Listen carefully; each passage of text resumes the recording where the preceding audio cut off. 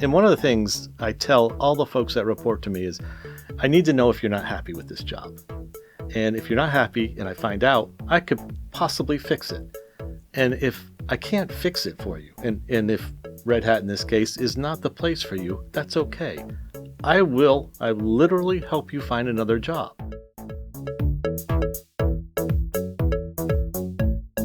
Hello, Wolfpack fans. Today on the podcast, we have Wolfpack alum, Rob Drew. Hi, Rob. Hey, thanks for having me. So good to have you. You are the Senior Manager of IT at Red Hat, that very tall building downtown Raleigh that we all see.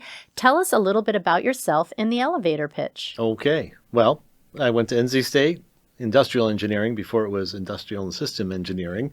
Got my undergraduate here, went on and got my master's degree here under Dr. Rusty King, which I'm greatly appreciative. And then I've worked in telecom, I've worked in the power industry, I worked in rail, and now in software, and just applied what I learned and also added to my experience through that time. And live in the area, have two great kids, and I think I'm where I need to be now. You're at the right place. place. I love being on NC State's campus, I will tell you that. Right, and you do some teaching here as well right now, adjunct. What are you teaching? That's right. I teach one class a semester in the Masters of Engineering program, and it's an evening class because I still work full-time at Red Hat, and it's just been a wonderful experience. Fantastic.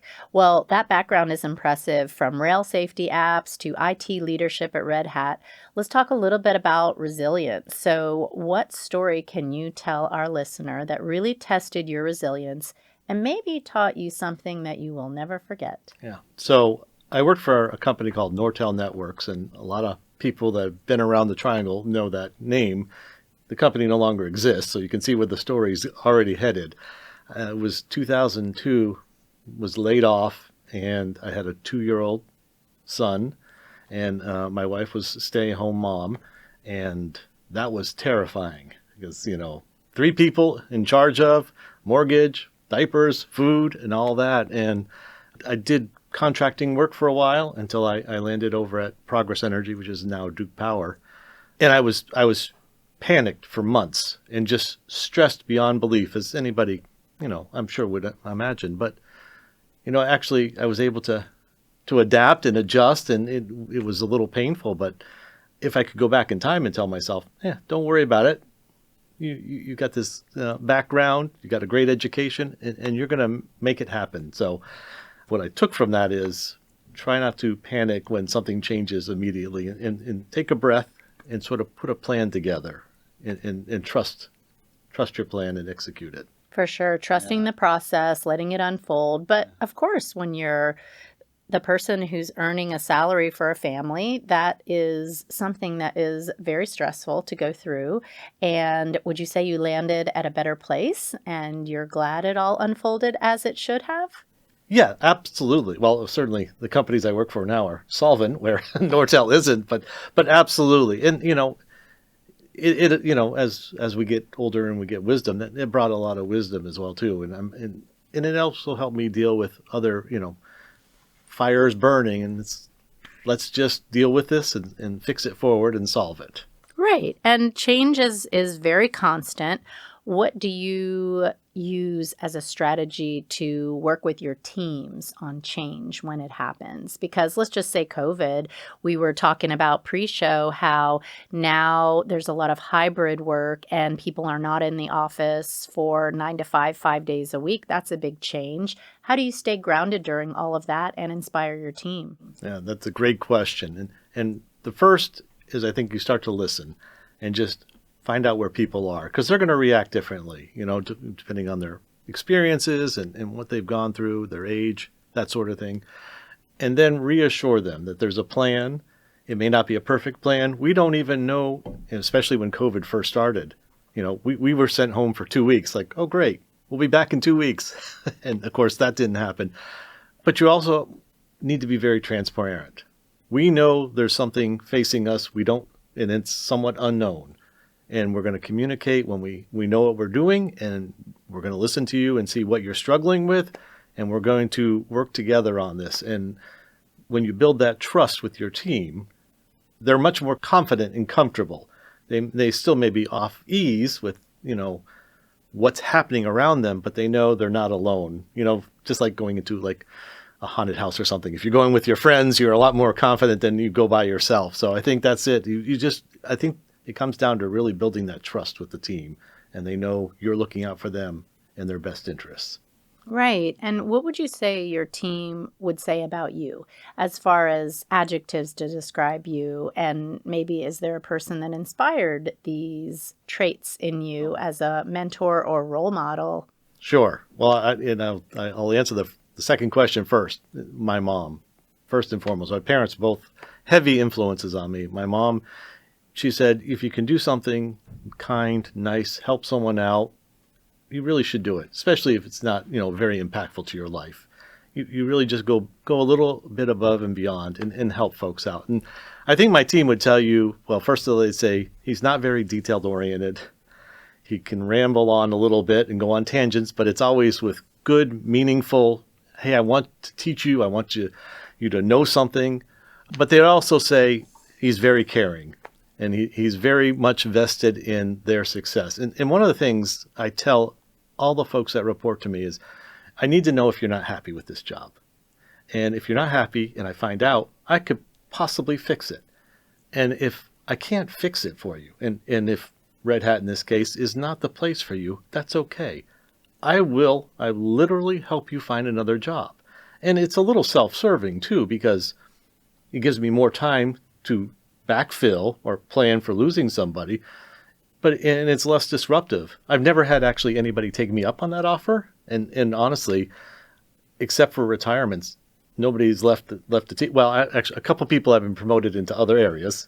One of my, I don't know if it's a flaw, but I try to be very, very articulate and transparent with all the details. But I think just caring about people, and I really think my job is to make them happy, keep them happy at work. If they're happy, they're very productive. That makes me look good and the team looks good, and we're all successful together.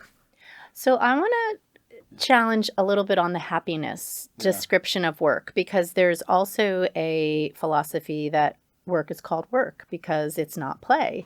And there is the idea you just stated, which is your job is to keep them happy. Describe what that actually means in terms of getting their work done. Is it Sure. Tell me more. Yeah, okay. And happy may not be the right word, but very, I would say content. Engaged. Yes, okay. They know why their work is meaningful. What is it serving for the bigger picture? I think you have to have a purpose, and why am I doing this? And what is the goal, say for the project, for the long run, whatever that is.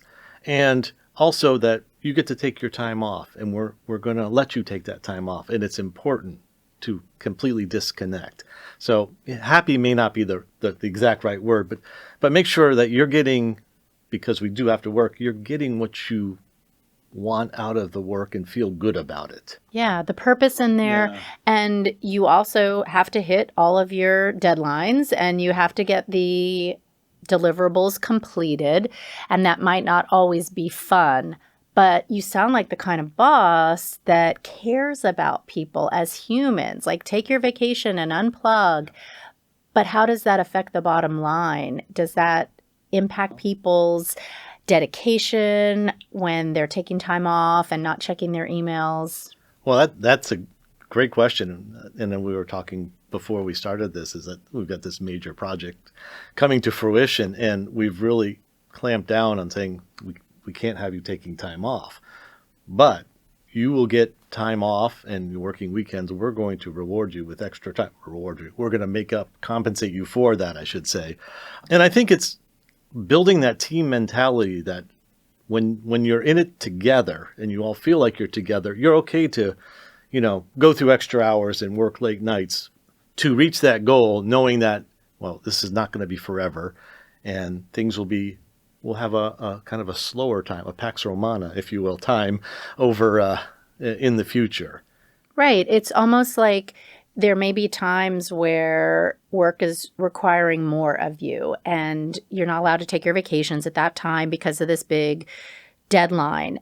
But work and life, they don't always go in a linear way. So what's your philosophy as a leader when maybe you see yourself or other people go off course? Well, when it's off course and someone has some medical emergency, tragedy, something like that, we rally the troops and get the other team and say, "Hey, we're going to have someone fill in for you," uh, and and if that person had a problem in the future, they know they would get the support too. So it's almost uh, like a family, almost that we'll rise up when we have to, and then you'll do the same for us. And again, I'm going to tie it all back into just trusting each other as a team and knowing that you are looking out for the whole team and not just for yourself. That's the best way I approach it, and I just have these very open and honest conversations with folks.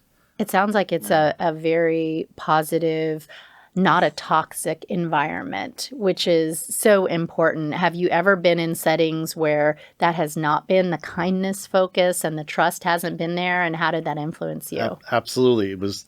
I'll just say it was one of my former companies, and it was a very top-down, "Thou shalt do this," driving, and it drove me away, honestly. And the work was very interesting and very meaningful, but the environment was it just was not satisfying to me, and I had to move on.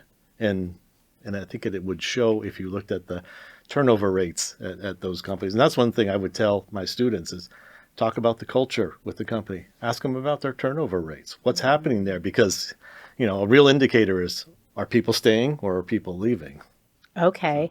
And that's a really great question to ask to see if it's going to be the right fit for you and if you're going to get in with a person because you spend more time waking hours with your boss than your loved ones, right? And so if you don't have a person that brings that human touch to it, it can be a negative atmosphere. So it's great to ask about the turnover. Any other things that you tell people to look out for in their interviews to make sure they're getting the right fit? Yeah, well, and I do talk about this in my class a little bit on the side, is just make sure you talk with your future peers, if you will, and get their feedback. What is it like to work there? Really hammer on the cultural fit. What is it? Are you able to take your vacations? Is that very easy or contentious? What are the project deadlines? How does it go? And make sure it works for you. Some people really like very, structured environment. You come in at 9, you leave at 5, you take 30 minutes lunch. And so you need to fit it to you. Not every culture fits every person. Now, Red Hat has a terrific, I would say, probably legendary culture of very open and free thinking. And I think that's one of its real strengths. But it doesn't fit for everybody. And I recognize that. I have some friends that work at IBM, and IBM owns Red Hat. And they bought Red Hat 6 or 7 years ago, but the companies have relatively stayed separate. IBM has a very different culture, and I've talked to my good friends, friends I had from high school that are at IBM, and I don't think they would like the Red Hat culture because it doesn't suit them. So you have to find what really fits you and your personality and how you want to work.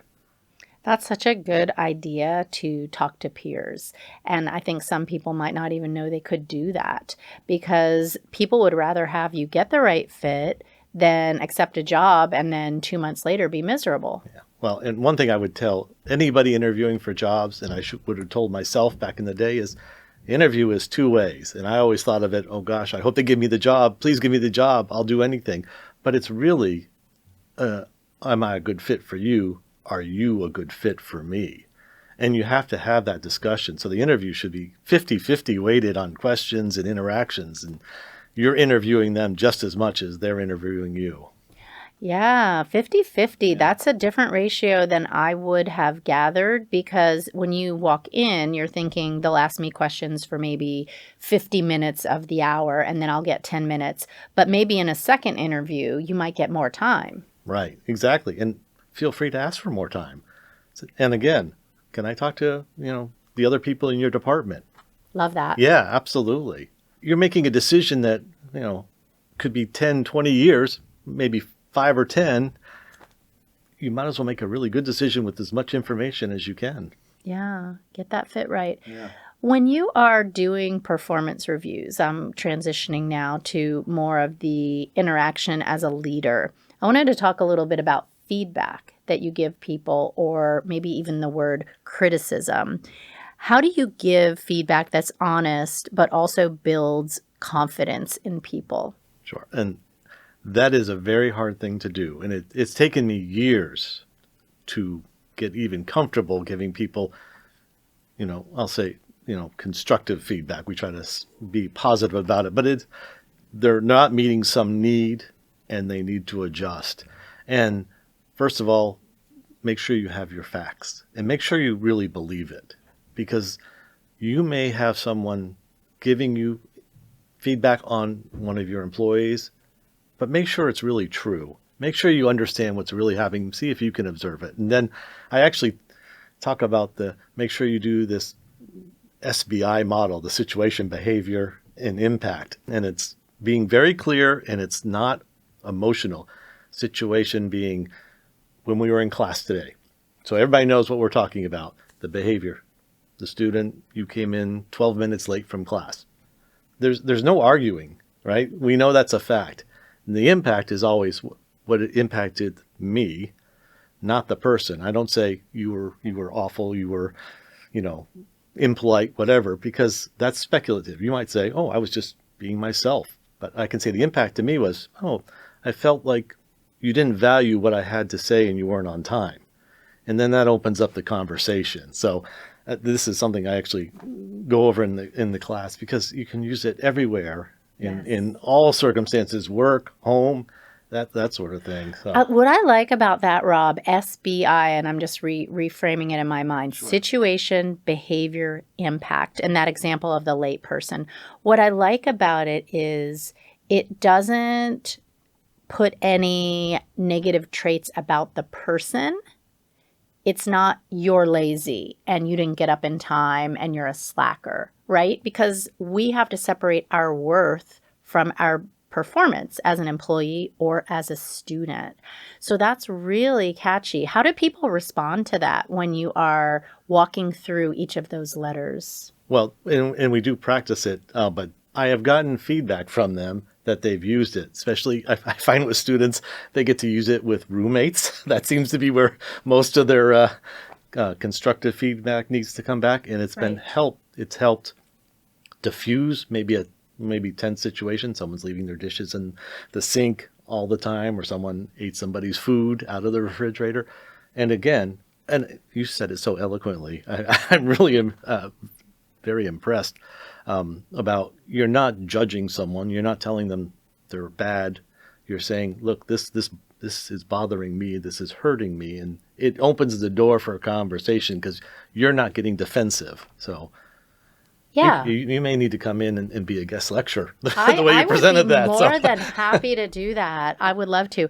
And the dishes in the sink, let's talk about that one for a second. So the impact, how would you say the impact if you're the roommate? So I was going to make dinner for my partner and I walked in the kitchen and the situation was dinner with my partner. The behavior was dishes in the sink. Now, how do you say that one in a way of how it impacted your date night? Oh, yeah. So the impact was, well, I was embarrassed, or the impact was there were flies there too. And it really hurt the mood for my date that night, or the impact, and made me just not feel good about myself and not presented my best self or something like that. Yeah. I didn't feel good about myself, and I spent extra time doing the dishes that put me behind in some of the other pieces of my day. That's good. And when I think through that one, I'm thinking someone could take that feedback and say, I appreciate you telling me that. It's not that you are saying I am bad. It is you are saying this behavior impacted me this way. Absolutely. And you may not even know it. Yeah. I want to give you a real world example, if that's okay, because this one really hit me. I had an employee that had a terrible medical issue, went out on medical leave, came back and was healed, which is fantastic. And I thought, I'm going to be the best boss ever. I'm going to ease this person into work, not give them much work. And about 2 weeks after the person was back, they came to me and said, "Do you not trust me to do my work?" And I felt so small. It crushed me. I was like, oh my gosh, here I am trying to be the intent, be a good guy, right? Be a great manager. But it had the opposite impact. So I apologized, talked about it, and the person wanted just to get back to normal in the regular workload. And so what I learned from that is you may have an intention, but if you don't talk about it, you can have a terrible impact. So the person leaving the dishes may not even realize. He's like, I'll clean them up tomorrow. It's no big deal. They just sit and nobody's here or whatever. So I think a lot of the time people don't even realize that they're impacting other people. And that's why you have to open that discussion. I think so. And what I like too is that you didn't say this phrase, and we're getting into any kind of relationship, work or personal, you made me feel, right? It's I felt. Yes. So I'm not necessarily responsible for how you feel, but this particular behavior and situation resulted in you feeling this way. And you can say, oh, you shouldn't feel upset that there were flies. There's something wrong with flies, right? And then you get into more in-depth conversation about it. Absolutely. But I don't want to live in a house where there's flies. Right. But it opens the door, right? Yeah. And you have a conversation, and then you can get to hopefully some resolution. Yeah, no, that's really good. SBI, listener. We'll all take a note on that. Well, as we are winding down, we have to get into our time machine. So it's the year 2035. And Rob Drew gets out of the time machine and sits right next to you today and says, my friend, you need to hear this. What is your older, wiser you about to share? He's about to share, where can I have the most impact on my peers, my friends, my local community? Where should I be spending my time? Because I've realized with teaching, and is really brings me a whole lot of joy. And I love these students. They're so energetic. They're so smart. Oh, it's just mind-boggling how smart they are. And I have wisdom over them, and that's all I have. And once I teach them my wisdom, I have nothing more, but just to help lift them up. So I just want to make sure that I'm serving the community, my community, as best I can. And that's really what I hope to hear from.